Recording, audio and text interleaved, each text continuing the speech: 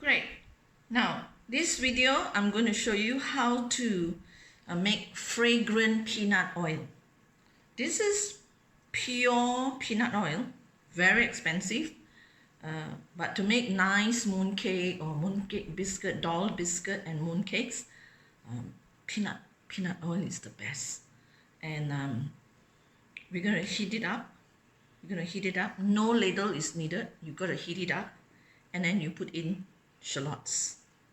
This is 1,200 liter or 1,200 grams of peanut oil. I heat it up. Yeah. So for every 600 grams, you put in 2 smashed shallots for every 600 grams. So because this is 1,200, I put 4. But because it's rather small, I put an extra because I love the fragrance of the shallots in peanut oil. So you're going to cook this until the shallots turn brown and it has fragrance to oil.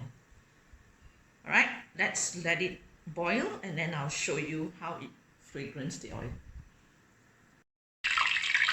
See, the oil is starting to get hot, so it's cooking the peanut oil, it's cooking the shallots. It smells so wonderful, you know.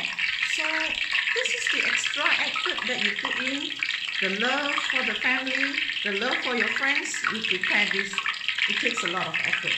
But honestly, you need to prepare this way ahead of time, meaning to say that you need to prepare this 3 months ago.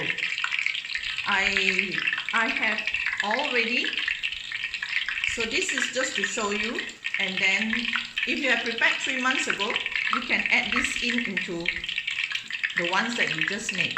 It's fine. So we're going to wait until this becomes lightly brown and I'll show you. So as you can see, it's getting brown. I'm going to lower the heat because I don't want the shallots to burn.